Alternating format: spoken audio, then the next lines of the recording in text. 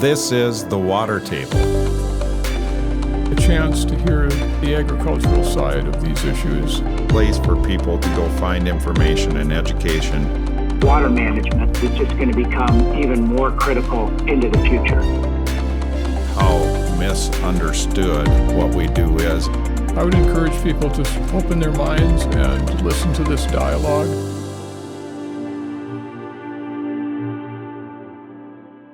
Coming up on today's episode of The Water Table, I'm talking to Dwayne Bunnema, a longtime surveyor and drainage tile contractor in Candy, Ojai County. Over the course of his career, he has installed more than 100 million feet of Prinsco pipe, and every inch of it is mapped. Find out why he says that increases land values for farmers. Let's get into the conversation with Dwayne. Welcome back to the Water Table Podcast, and with Dwayne Bunnema here, Bunnema Surveying. Started and founded that business back in 1981.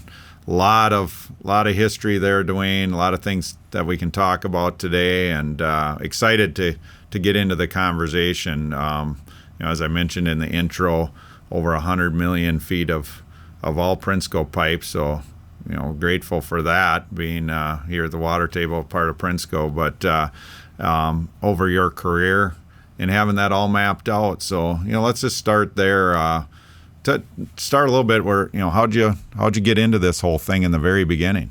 Well, moved to Minnesota in '78, and I wasn't here a month before the first drainage contractor installer called me up and said, could I get you to do some surveying? And that was Jerome Roloffs out of Roseland, and he's gone on to many things since, but that's what got us going. And I took my 65 GTO out to the field and got my level out and a golf bag with a bunch of lath and hubs. And we would set a lath and a hub every 100 feet. And that was a lot of work in those days, and take level readings on them and reduce the notes, comp the grades, comp the cuts. The contractor then, they had these pipes they would drive in, and they were called the targets. Yeah. And then they would have to comp the inverse of the cut, the opposite, and they would set their targets. And they could see if it did the math okay, if the targets all lined up, and then he would sit on this was in the wheel, he would sit on his seat hanging out the side, and he would spend his day sighting those target lines. And he had a gauge that would be, maybe 10, 12 feet above where the teeth were digging the trench, and that's how it went in. So it was a lot of work compared to today. Yeah, for sure. And then, that was kind of right when you started around where the advent of plastic pipe was really in the 60s, but for this area, you didn't see a lot of it in Minnesota until, the late 70s, early 80s. And so you were still dealing with a lot of that changeover of a lot of contractors using concrete pipe. And, the amount of work you're talking about, and if you add in, stringing concrete pipe and installing concrete pipe, just some of the hardest working people. Oh, yeah. A big day used to be install 1,500 to 2,000 feet. That'd be a very big, successful day. And I don't know if I've ever mentioned this on a podcast, but I can remember hearing, some of the early 1980s, late 70s contractors that would be kind of the biggest of the concrete guys or the clay guys that, if they installed 200,000-300,000 feet in a year, they were the biggest in the state type guys. And so you think about that, and the changes is pretty astronomical now. Now the guys are easily getting that in a week, Oh, yeah. It is incredible, the changes that have happened. And Yeah. So how did back up even a little further? How'd you end up where'd you come from, and how'd you end up in Minnesota? Well, my parents were born here, and my dad went to college in Grand Rapids, Calvin College. Yes, and he became Michigan, we better say. He became a engineering tech. Got his 2-year and had an engineer in Grand Rapids there who said, "Would you come to work for me?" So he went to work, and he got his land surveying license and started working there. I started helping him at age 13 back in the old days, and so I've been in it in the surveying world for a long time, and but I came to Minnesota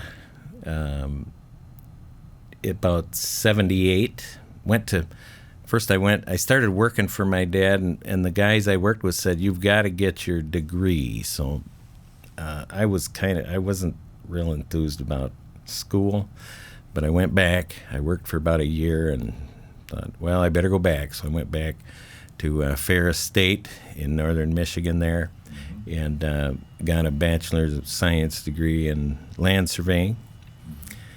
Went out to Denver, worked out there on highway engineering for about 3 years, and then thought, I'm going to go to Minnesota. So came to Minnesota, had relatives here. Really all my parents' family, both sides, were from here. So started working here, went to work for the county surveyor in Wilmer here, and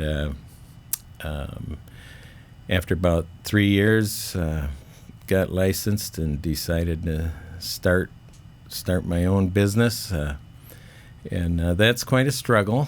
You know, I always say it takes, if you're starting a business, it takes 7 years before really the general public has any idea that you exist. Yeah. And went through that process, and it's really been good. Started a company called Bunama Surveys. Worked at that for since 81, 42 years been at it, and had a very enjoyable career with that. Had about anywhere from 9 to 15 employees. Yeah. Helped people. You know, that's what business is about. Help people. That's what we all do. We help people and try to make their lives a little easier and go a little better.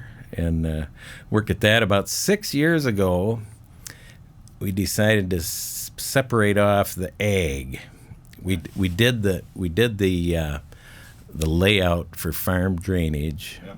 As kind of a sideline. You know, it gets busy for 6 weeks a year, 8 weeks a year, and then we did that for a lot of years. 6 years ago, we said we're gonna separate them. So we did. We separated between the traditional surveying and the ag stuff, which is, you know, we've developed a lot of clients in that. We've worked for probably a dozen or 15 drainage contractors through the years, and Vreeman's been the biggest one through the years for us. They've been our biggest client. We've had a great relationship with them through the years. But so for the last 6 years, we've been strictly ag drainage. We've named it Ag Water Management. Okay. And so that's what we're doing, and we're having fun with it. We've got we do drone work and pipe camera. That's really an interesting thing we've gone into. We can televise the lines. Now that's really been an eye-opening experience too. Yeah. And you're wanted to talk a little bit about that. So we'll just, you're televising lines and what are some of the things that you've been not surprised about, and then other things that you are surprised about, with all of your history and experience in surveying and installing tile? Probably I think the biggest surprise is the debris we find in the tile lines, and the debris, of course, leads to trash guards on the intakes. Okay, and there's very few small. Unfortunately, it's a small percentage of the inlets that have trash guards on them, but we find rocks that are 2/3 of the diameter of the pipe size in the line, and so that's been the biggest shock. We put the camera in, and we can't go because there's silt. There's some of the old tile are broken and collapsing, but it's really been fun and enjoyable. Some of the really unique things we've found. We have to work many times totally underwater, and it's a little tractor that you put in the pipe. It's got a 1,000-foot cord on it, cable, and it drives along taking HD video, and it's got the lights and one of the funniest things we've seen is there would be a little fish swimming ahead of us going up the line. I don't know if he likes the light or whatever, but he just kind of swims ahead of us. We've seen rodents down there, of course, and so it's a lot of surprises in the pipes. Yeah. And you talk a little bit about those inlets and trash guards, and I'm assuming that that's one thing you would advise people is if you can keep them clean, obviously they're going to flow better and they're going to less maintenance. If you have a major obstruction, there's going to be maintenance issues that are going to have to happen there. The biggest problem I've seen with doing this for 44 years, I think it is, the biggest issue is the movement of the soil. Around our part of the country, it was all prairie, had probably 2 feet of rich topsoil. And as you drive around, you notice the tops of the hills, they're brown. They've gone through the topsoil. They're working the clay beneath, the yellowish clay, which is under a lot of our land. So what happens is that soil moves. It moves from wind, it moves from water erosion, and it moves from working the land. And so typically, we're in the prairie pothole area. Yep. And so typically in almost every one of those potholes is a surface inlet. I mean, I've been on quarter sections where there's 25 of them, 25 surface inlets. And in my work to a grower, that'd be my main message is try to look at every surface inlet every year and every outlet of your system. Try to look at them every year. But anyway, so there's a surface inlet, and what happens, that land is slowly making its way down to the bottom. Yeah. And it's imperceptible year to year. Right. But in 50 years, it's very perceptible. I have it frequently. I walk up to a, quote, old county tile inlet. And that inlet, the top of that inlet, the spill part where the water comes in, is 6, 8, 10, 12 inches below the ground. Well, did the line go down? No, the line isn't sinking. The land is coming up. And there will be, I see this weekly. There will be 4 bushels of dirt missing there. Well, where's the dirt going? It's going down the line, and it's gradually filling the system. Yes, you can get a big rain that sort of cleans it out, but if you get even a small imperfection in the line, a slight dip, that's going to fill with sediment and silt that's been brought in with water is like a jigsaw puzzle. Right. You can get a jet truck there and try to clean it out. It's not it's not going to come out. It's very difficult to remove. So, and what do we do? Well, some guys they'll take their loader out there in the spring and they'll push the dirt away from the intake. But what all that's doing is loosening up the soil that's there, so that when the water comes, more of it's going to go down. And the simplest solution is to, as a grower, I would have couplers. Always have couplers with me, and when you see one that's below the surface, stick an internal coupler in the intake. Most of the intakes, well, many years ago, but many are concrete still. They were properly installed. They've weathered the years. Almost nobody is farming, quote, around the intakes anymore. The machinery is huge, tillage and planting.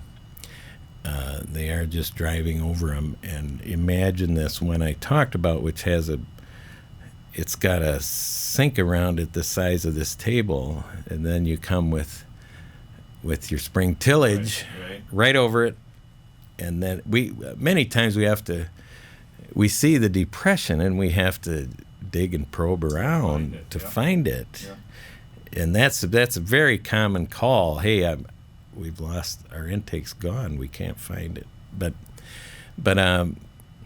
so, and stones and pebbles and rocks are going down, and in a pipe flowage situation, any rock, what's going to happen? It's going to have a whole tailing behind it as the water flow comes by, because there's water behind it that slows the velocity, and the silt settles out.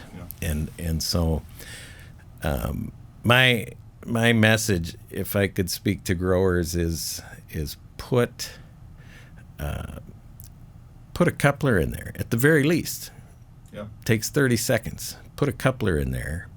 The spill part of the intake, I would say, should be 1 to 2 inches above the surrounding land. If you had a 14-foot 2x4, lay it out, it should be an inch above that board, because then that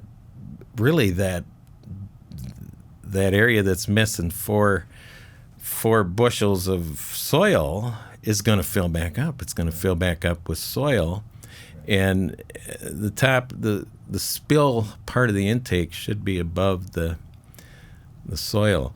These ones that are down, if we have a tough spring, a lot of water, a lot of snow melt, there'll be ravines leaving the intake, and again, where's that soil go? Oh, it all went down the pipe, and we it's common we come to an inlet that's 6-inch plastic, 4 inches of silt. Yeah. And these guys, they spend a lot of money. That's a very valuable infrastructure they have underneath. It's working silently there for hopefully the rest of their career. And but that's probably the most important thing I wanted to say. And if they can visit them and raise them up properly, that's a huge deal. Yep. Yeah, and like you say, it's farmers and landowners are busy, and it's easy to forget about them. It's easy to not even be able to not remember where they are if you wait too long. And yet this is infrastructure that you paid for once that's going to work for you every year for decades and decades. So good point. Appreciate that. I want to talk about mapping and the value of maps. So often over the years, I think even especially when you look back a ways of people that put in random lines of tile or like a smaller main to take care of an area. It didn't seem like a big deal at the time. It seemed like something big deal from the standpoint of how it helped that farm, but not a big deal on keeping those maps, let's say, under lock and key to make sure that you have them, because I think they are that important. And when you go to transfer the land to family, to kids, or when you sell the land, even more so, my experience is land that has proper tile maps, land that has some drainage in it and then has the maps to prove where that is worth quite a bit more than land that doesn't. And speak to that. You've got lots and lots of experience around that whole issue. Well, we start with a surveying background. Of course, I can't observe something without making a map, but I love maps. I love map making. It's been my life's work. But we have maps of every line that we've ever put in, and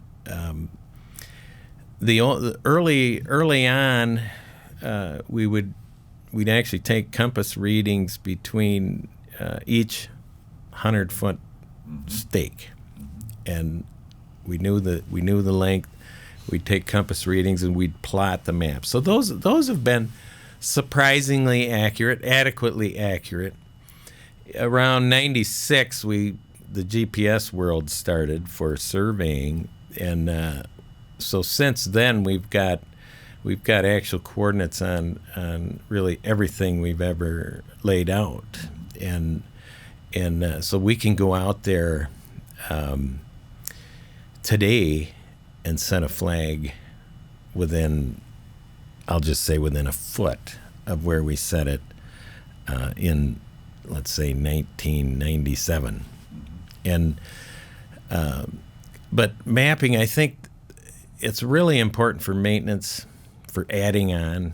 We can, if we've been there, we set the flag and say start here, and they dig down and there's the pipe. That's huge. As most of the contractors know, that's one of the biggest headaches, is searching for where to start. The owner says, well, I think it's here, and 2 hours later, with 5 men standing around, we're still looking for the pipe. And so that's a huge benefit for mapping. But I think the hugest one is what you mentioned. You have a third party who has laid it out and has mapped it, and people can, if you're gonna buy a farm and the guy sits down at the kitchen table and draws some lines, well, there's here. Well, that's pretty dicey. I've attempted to follow quite a few of those maps. Yeah. And but no, it's I think it. I haven't been at a lot of those sales, but it has to be quite a selling point to have a good map, and that's been our legacy, is accurate mapping.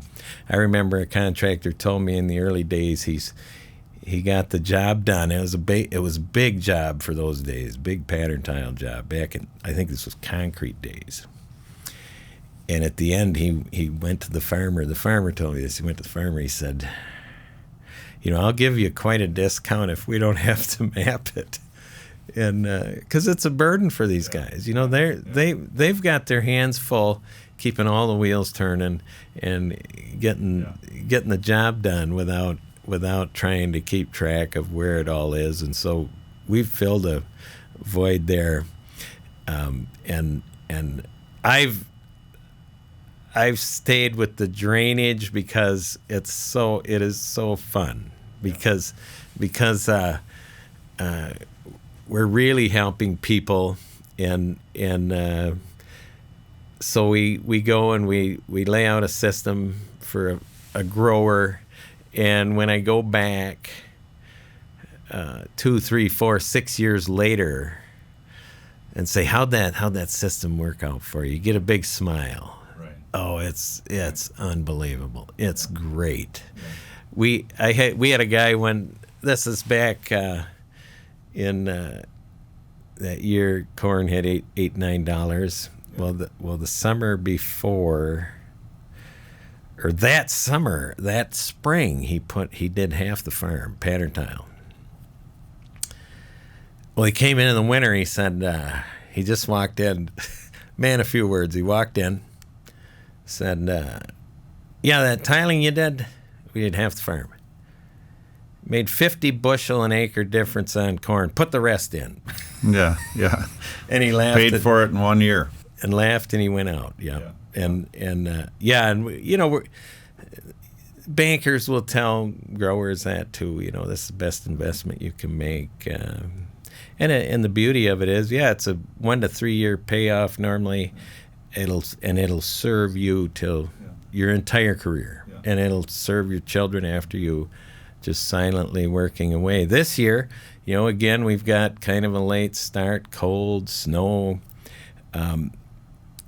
but what's happening is that system is working under below the frost line. It's working. That soil down there is, I call it the premium moisture, because it's properly drained.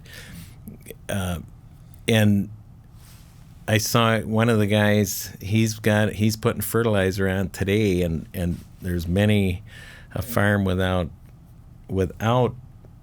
pattern drainage is They aren't. cold They can't. and wet. Yeah, they can't get in for the fertilizer yet. And I think all that is, when I hear you say it, is just exciting, and it's why I love the industry. And I think without you saying that real specifically, why you do is, we are in an industry where, and I've said this many times before, but it's like you go to Christmas and you get a shirt, or a child gets a toy.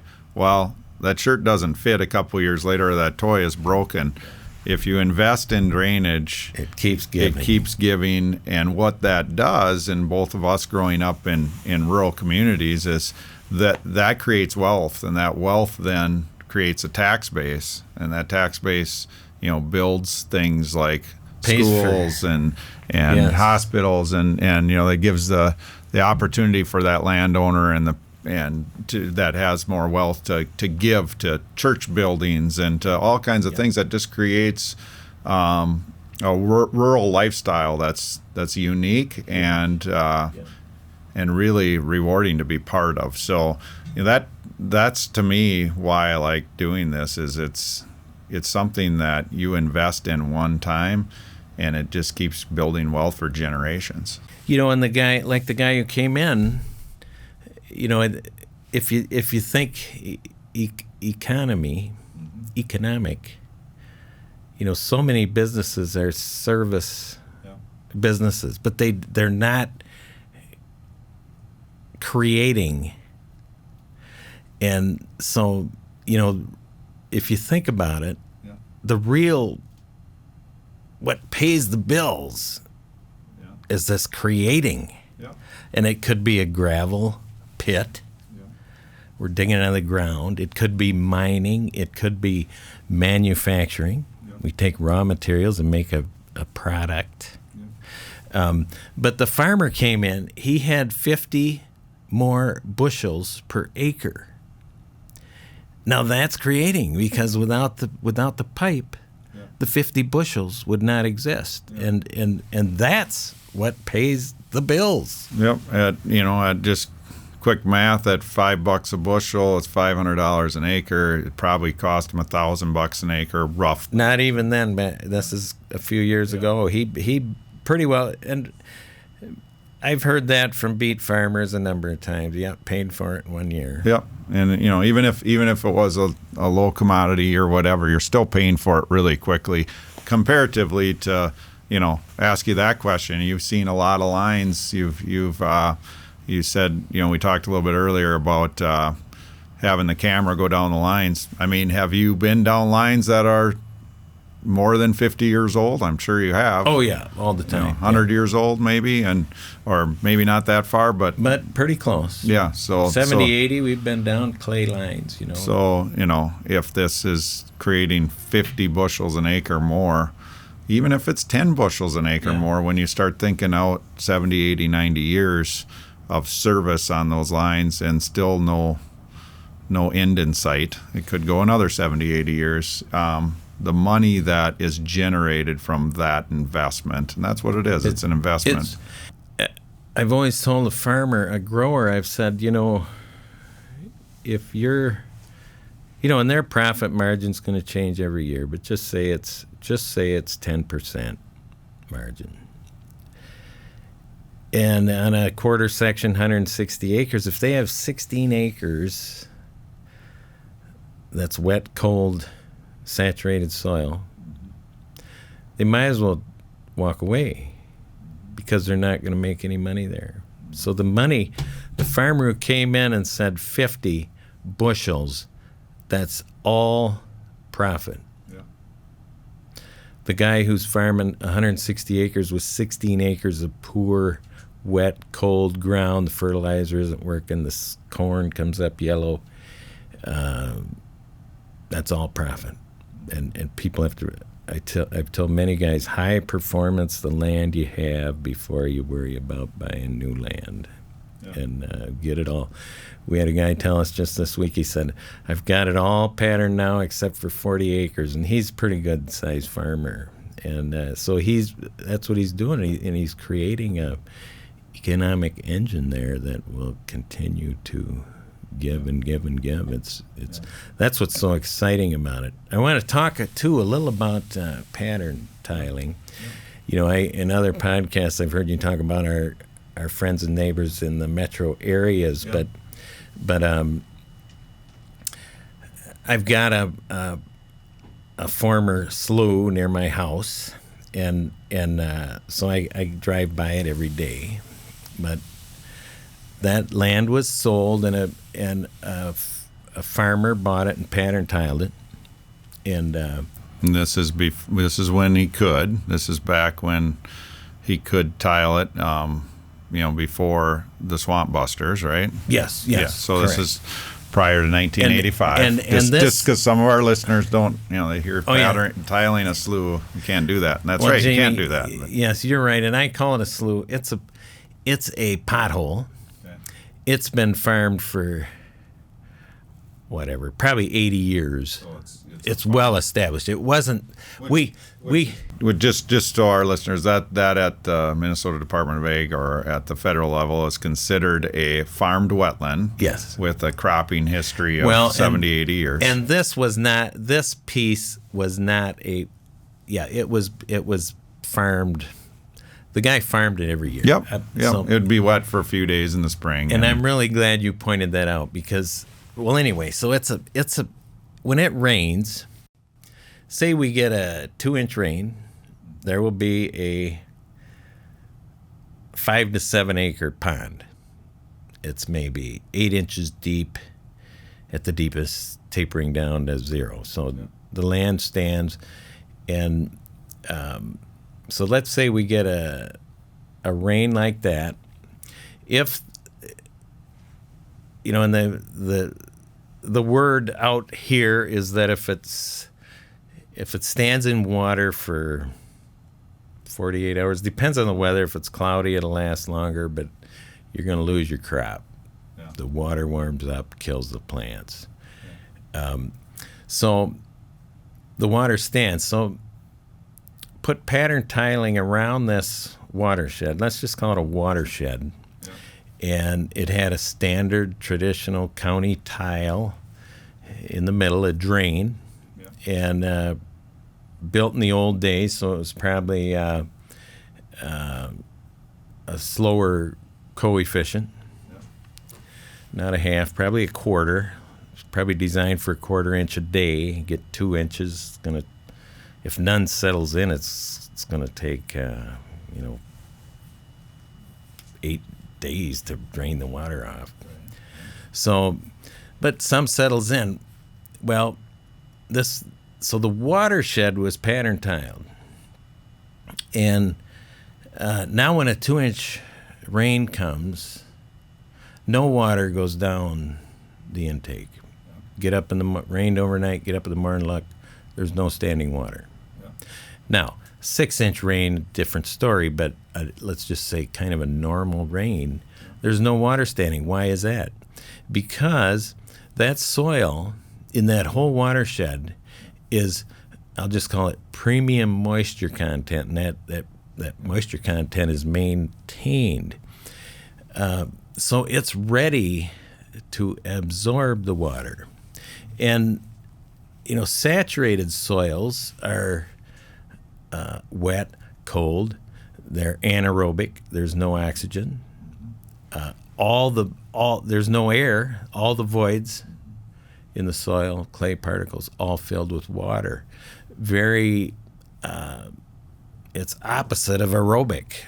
We get well-drained soil, all the microbes, all the plants are happy, everything's working the way it should. And I've defined our work as giving growers 3 feet of non-saturated topsoil. Yeah, that's what we do. Absolutely. And when you're in this industry, I think that's one of the more challenging things for people that aren't in this industry to understand is the amount of water storage that's available in the soil profile if you have the proper drainage done. So, the figure is, the healthiest soil will be about 50% soil, 25% air, and 25% water. Well, if you look at 4 feet down of soil, that really means that 1 foot of that soil combined should be water. And if you look at a quarter section of land or a section of land, 1 foot of water across that entire section that's absorbed in the first 4 feet of the soil is an astronomical amount of water. And, I believe that that's why we're seeing so often in the Red River Valley, drainage gets blamed for some of the flooding. And it's a much more complicated answer than that. It's so flat there, you can go 50 miles and you got 1 foot of fall to the Red River. But this year, 2023, they had a lot of snow up there. They had, a quick melt and didn't see the flooding like, sure, they got above flood stage, but not like they did 15 years ago when there was a lot less pattern tile drainage in the Red River Valley 15 years ago. My theory is, and I think I'm right, is that part of that reason is because of all the storage that was available in the soil profile. Just like you said earlier, as that tile was running, maybe the tile stops for 4 to 6 weeks in the middle of the dead of winter, but then it's running up to that point, up to mid-January, and it's running again by mid-February, when the rest of the ground is frozen for another 6 8 weeks. Anything below the bottom of the frost is going to be properly drained. Yep. And so then that water can just move down quicker once the topsoil is. Jamie, that's another thing I wanted to say is we need to change our terminology in the industry, and instead of we really need to start calling it water detention, and that's what I observe every time I drive by this former pothole near my house. Is we're detaining water, and when the water comes out, it's going to have been filtered through 3 feet of healthy soil, which is that's the heart of on-site sewage treatment. 3 feet of non-saturated soil. That's why we have to put in so many mounds around this country, because our soil gets saturated, and the mound creates 3 feet of non-saturated soil, which totally treats the water. Yep. And we have so much misunderstanding in our general public, and even back, if you look back with what happened in farming, in the 1900s, from fairly early 1900s up till 1985, with draining of wetlands and things that prior converted wetland. That's probably what you're talking about with that pothole and stuff like that. It's just hard to understand, because there was, farmers and people in agriculture need to take responsibility for certain things that shouldn't have been drained in the 1960s and 70s, when a lot of drainage was done, when agriculture was booming, and hey, I got a 40-acre slough out here, let's get rid of it. Well, and at that time, of course, the federal government was about paying feeding the them to world, do it. And they were paying them to do it. They were subsidizing it. They were doing the layouts. They were doing the Yep. So there is a history of that, but you got to know the whole history to really understand it. And that I've seen a number of places where they went to, that era went too far, and they've had to back off. It is not economically feasible because they converted too far. Yeah, absolutely. And it's back again. Absolutely. And that'll keep happening. And many times, dozens and dozens of times, I've told a grower, call the DNR, see if you could very easily sell this off and make a. Yeah. It's really this is going a little too far. Right. Call them up, see if they're interested, see what they want to do, and then of course I always add, be sure you get an easement to drain water into the the piece that you're selling them, because many have cut themselves off doing that, and the interesting thing is, and you moved to Minnesota and may have seen some of this, but probably very little. As I know where you live, and that road from Princeburg north, that 7 to 9 miles, I don't remember what it is, but my grandfather used to say that was the best pass shooting duck hunting in the county because there were so many sloughs there. I don't, and this is why I say this, is in my lifetime, there hasn't been one wetland drain there because you couldn't do it. But it was before that time, before my lifetime. And you might have seen some of that because you were kind of right on the edge of that when you moved here. I arrived, the Swamp Buster bill. Yep. Well, I arrived, they were still swamp busting. Yep, because it was 85 was when that was. And I started doing this in 78. But early days they'd have a trencher, a big winch. They'd winch across the pothole and wheel in, wheel in an 8-inch and winch themselves out of the mud and come back in July and August and finish the line. They just kind of pull themselves in and get it to start draining, and then come back and clean up the mess, and once they've pulled the plug on the thing, and so I've seen it, and their whole machine's in the water. Yeah, but now we're gotten to the point where my whole lifetime that doesn't happen, and we are doing much more converting back, like you had mentioned a few minutes ago. Converting back to than what had happened before. We haven't threatened any cattails for decades. Yeah. So. Yeah. And I think what you mentioned earlier about changing the perception from tile and drainage to water management and water detention is what's so important going forward. The water, if we get that 2-inch rain in a saturated pothole, and let's say it's even had some manure spread on it, what's going down the pipe? Yeah. It's not pretty, and it's not good.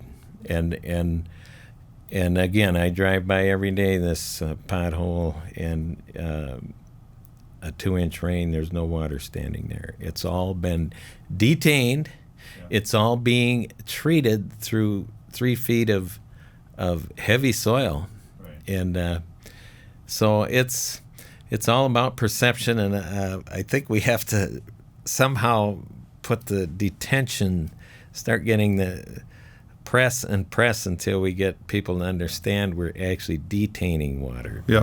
And it does create a better water quality too if you're detaining it, holding it back.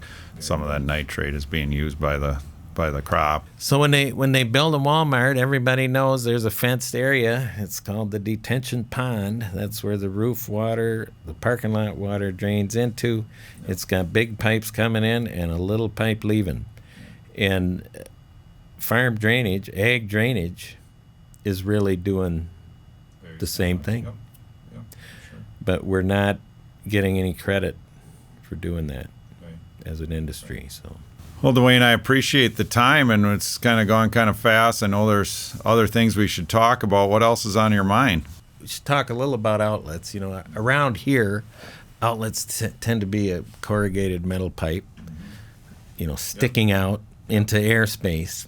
And I think I've been to more inlets and outlets than anybody I have ever known or heard of. But a typical experience is ask the grower, do you know where the outlet is? Well, yeah, it's over here. And then we spend 20 minutes walking down a steep ditch bank looking, and I'm poking my probe, and we're looking for the outlet pipe. And that's why I say every grower should look at every intake, visit every intake and every outlet every year. Now, that's a big job, but it should be done. Many times the outlet is, the biggest problem here is it's smashed down because of, I think because of ice. You look at these ditches, you have glaciers in those ditches early spring, and we got this one 12-inch corrugated pipe sticking out into the ditch, and the weight breaks them. They crush down, and it inhibits the flow. Again, go see it. You might have to cut it off or whatever, and that's not a good solution, because then the water comes out and erodes the ditch bank off. But that's an issue that needs some continual attention, is those outlet pipes. We have many times we can't see them. They're underneath the dirt. They're underwater. And I know quite a few years ago I started stressing, we got to get these ditches. We have to maintain these ditches. That was, I'm trying to remember when that was, but and then you started seeing these excavators parked all over the countryside. But it's not because I said that, but there was an era where, it was after that high corn price. Yeah. I said, we got to maintain this stuff because they're getting silted in. Yeah. The outlets are getting covered, and just a really big problem. And so that message has gone out, probably, I think, motivated mostly by a good commodity price. Yeah, and so a lot of maintenance took place. Yeah, and I think one of the themes of this discussion today is just the water management system is a incredibly good investment, but every investment takes maintenance and takes it takes some care from. None of us invest in our homes and then just leave them decay, or none of us invest in stocks and bonds and then don't pay attention to them. And it's easy to not pay attention to something that's out of sight. But doesn't mean we shouldn't do it. We need to do it. My big joke is I'll be out on a farm and the grower will say, well, the line runs from this inlet to that inlet. And I get my probe out and start probing, and it's actually 90 degrees to where he remembers it was. And that's how our mind works. Out of sight, out of mind. And so it does take continual attention. Look at the old barn. They're getting rare. Yeah. But it's always been amazing how when the barn has stopped being used, and Yes. somehow in 2 years the windows are broken, the roof is sagging, and so we have the same thing with this investment. Yeah. We have to watch it, take care of it, and the intakes, again, back in the intakes, coming up a line, pretty good shape, with the camera, and here we start to run into pebbles and silt and more silt and bigger rocks. And pieces of, actually, sorry guys, but pieces of tile that the digger teeth have busted off the top of the intake, and more silt, and we can't go anymore. And I say, well, there's an inlet ahead. That's reality. That's what we're seeing. Yeah. I think the barn analogy is a really good one, because it's so often, I have some personal experience with that too, but it's so often that, something doesn't get used anymore, and you see that when it was being used, the maintenance that needs to take place, happens over 15 years, 20 years. And when it's not being used, that same amount of stuff that happens in 2 years. And that's a really good one. And also how many barns we're losing. And, whole nother podcast, but in rural America is sad. We need to maintain them more. So. Yeah. So anyway, I appreciate the time. One thing I was thinking of as we were talking here is just the wealth of knowledge you have over a career and a lifetime of experiences. There may be listeners that want to get a hold of you. And how would they go about that, if you'd be okay with that, just to ask you some questions around, hey, I got this problem, or you guys do have this camera. Jamie, I forgot the drone. We've got a drone that finds tile. That's jaw dropping too. It senses the temperature of the soil, and so we can fly a farm and see where the existing tile lay right now this time of year. This is the best time because It hasn't been disturbed. Sun shines a couple hours. Wow, they show up. It's super accurate. It's one of the most amazing things I've seen. Yeah. It is amazing. So with that comment, I do know that there will be people that'll say, I need to talk to this guy or to this company. How do they get a hold of you? Well, it's Ag Water Management.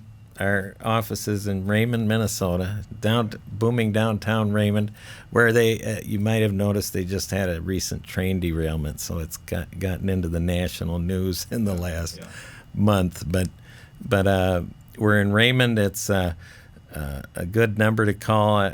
You can call my cell phone, and it's 320-212-9660, and my main office man there is Darren, and he's the next number up, 320-212-9661.